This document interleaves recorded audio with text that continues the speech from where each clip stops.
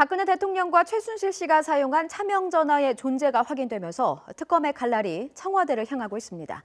이런 가운데 특검은 지난달 구속영장이 기각됐던 이재용 삼성전자 부회장의 두 번째 구속 전 피의자 신문 준비에 총력전을 벌이고 있습니다. 취재기자 연결합니다. 신지원 기자. 네, 서울 대치동 특검 사무실입니다. 네, 특검 정례 브리핑 내용 전해주시죠. 네, 특검은 박근혜 대통령과 최순실 씨가 사용한 것으로 추정되는 차명 전화를 확인했다고 밝혔습니다.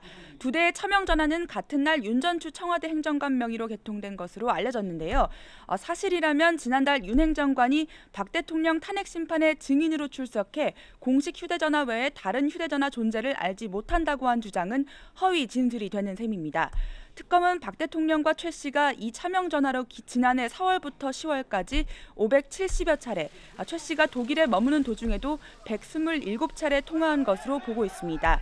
마지막으로 확인된 통화 기록은 10월 26일로 박 대통령이 첫 번째 대국민 당화를 발표한 바로 다음 날이자 최 씨가 극비리에 한국에 들어오기 불과 며칠 전입니다.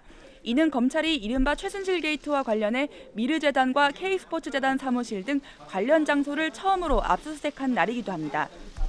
특검은 차명 전화 기기나 녹취 파일은 확보하지 못했고 해당 번호 사이에 주고받은 통화 내역만 존재한다고 밝혔습니다.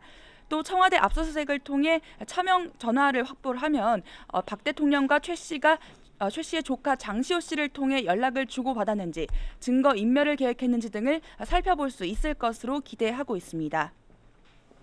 네, 내일 이재용 삼성전자 부회장의 두 번째 구속 전 피의자 신문이 예정돼 있는데 그동안 삼성 특검이 아니냐 이런 문제도 제기됐었죠.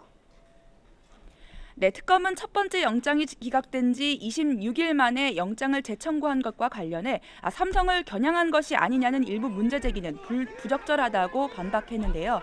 특검법에 따르면 대기업 금품 제공 의혹도 특검의 수사 대상이라는 겁니다. 또 비자금 등 전반적인 문제가 아니라 최 씨 측에 뇌물을 준 혐의에 대해서만 살펴보고 있다며 지난 3주 동안 추가 증거를 확보하고 심사숙고한 끝에 영장을 재청구했다고 설명했습니다. 이번에는 지난번 적용된 뇌물죄와 횡령, 위증 혐의 외에도 국외재산 도피 혐의와 범죄 수익 은닉 혐의 등 두 가지가 추가됐는데요. 특검은 이에 연루된 최지성 부회장과 장충기 사장 등 다른 삼성 관계자의 신병 처리에 대해서는 추후 검토하겠다고 밝혔습니다. 네, 특검이 수사기간 연장 신청을 일찍 할 수도 있다고요. 네, 현행법상 특검 수사기간 만료 3인 전까지 연장 신청을 할 수 있는데요. 특검은 현재 만료일인 28일에 앞서 아예 일찌감치 연장을 신청하는 방안을 검토하고 있습니다. 앞서 승인권이 있는 황교안 대통령 권한대행이 남은 기한 동안 최선을 다해달라며 사실상 수사기간 연장이 어렵다는 뜻을 비췄는데요. 정치권에서도 특검 수사기간을 현행 70일에서 120일로 50일 더 늘리는 개정법을 논의하고 있는 만큼 특검도 적극적으로 나서겠다는 뜻으로 풀이됩니다. 지금까지 대치동 특검 사무실에서 YTN 신지원입니다.